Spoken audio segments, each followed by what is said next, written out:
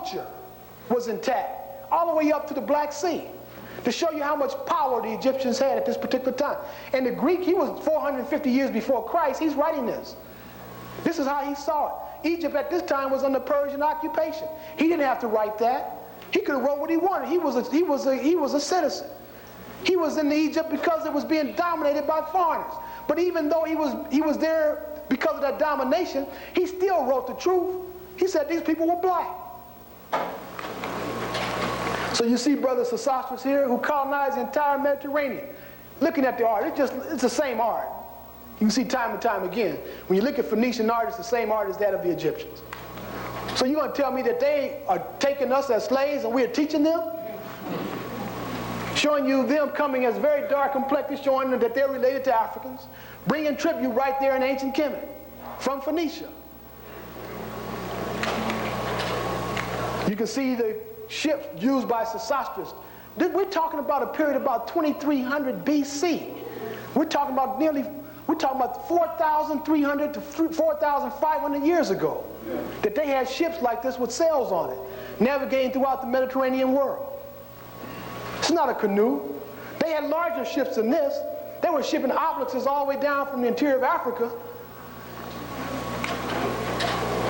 So here you can see now they're beginning to find the evidence. Digging up all over the Mediterranean world, they're starting to find shipwrecks of Egyptian ships off the coast of Greece, going back to 1400 BC and further. The first civilizations, again, as I stated, that grew up in Europe, were not in Europe, were not on the mainland of Europe, nowhere near the mainland of Europe. They were right in the Mediterranean, right next to Africa. So, in case you think that my scholarship is lacking, I chose to bring one of the European scholars, one of their champions, in fact founded the first school of Egyptology in America, University of Chicago School of Oriental Studies, James Henry Breasted, who writes in his book Conquest of Civilization, in case you want to refer to it, he writes, because of their nearness to Egypt, it was on the Aegean Islands and not on the mainland of Europe that the earliest high civilization on the north side of the Mediterranean grew up. From the beginning, the leader in this civilization of the Aegeans was the island of Crete. The little sun-dried brick villages forming the late Stone Age settlements of Crete received copper from the ships of the Nile by 3000 BC. Man, I don't have a PhD, but he had one, so if you don't believe me, maybe you'll believe him. Move on. You can see as he continues, while the great pyramids of Egypt were being built, the Cretan craftsmen were learning from their Egyptian neighbors the use of the potter's wheel and the closed oven for baking pottery. Breasted continues, and many other important things. Goes on. They rapidly learned the art of what? Navigation from the Egyptians. Their ships, the earliest sailed by Europeans, were so numerous that their rulers are often called the sea kings of Crete. So here you have, they wouldn't even be sea kings if it hadn't been for the brothers here coming here teaching them navigation as far back as 3000 BC. But Dr. Ben and his students, they're emotional.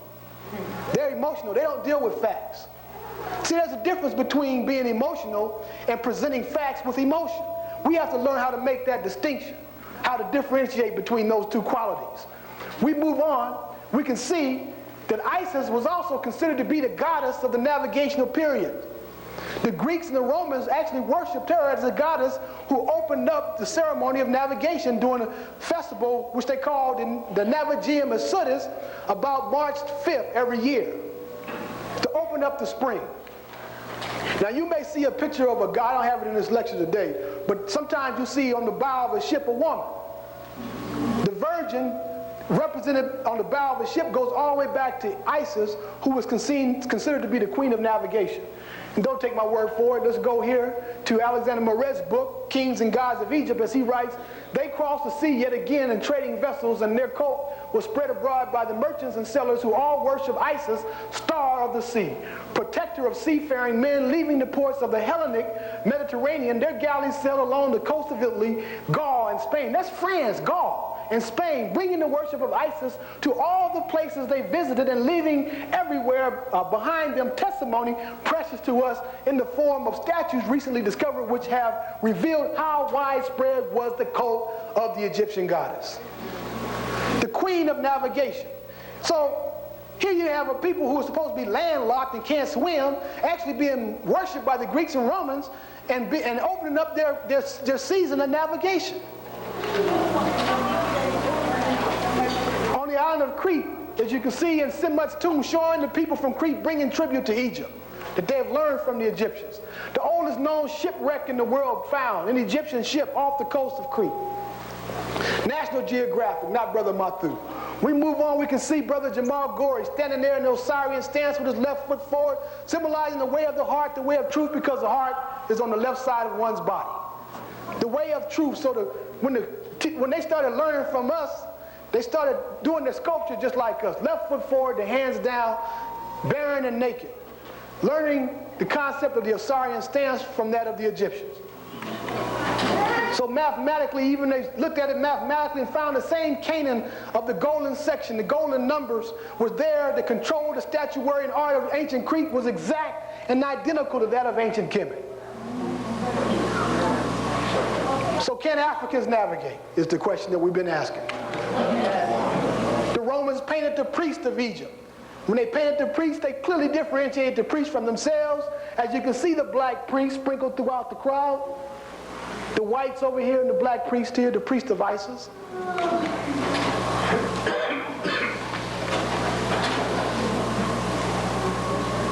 See them constantly.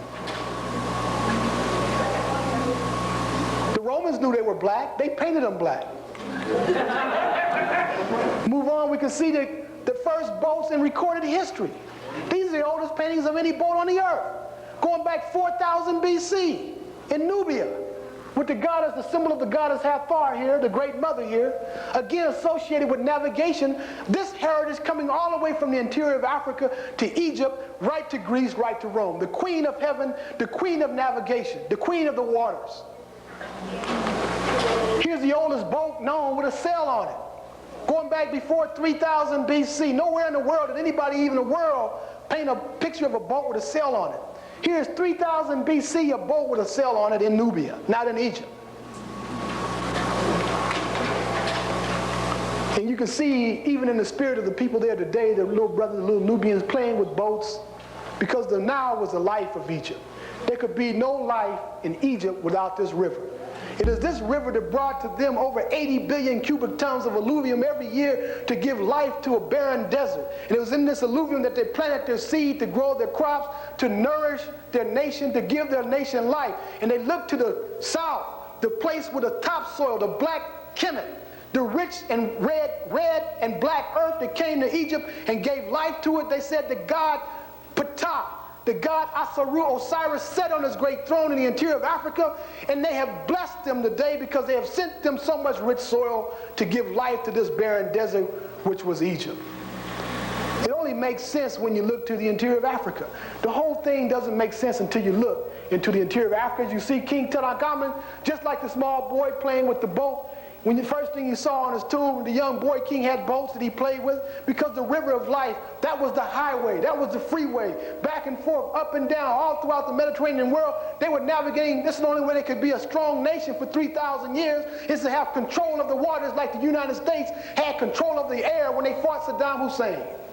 There's no difference.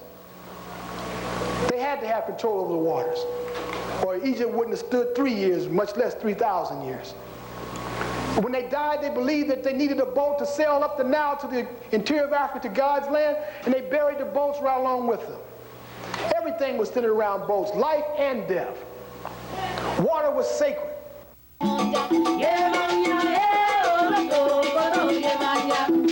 Beautiful black bodies steadily stalk concrete streets, quietly concealing calypsoic currents amid camouflage identities.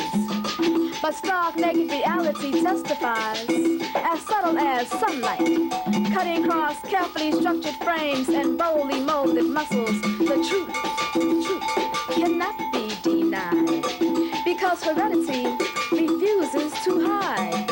Africans born in America bear striking resemblance, peaceful reminiscence of Egyptians, Nubians, Hausa, Fulani. We be Watusi tall, pygmy small, our ancestors'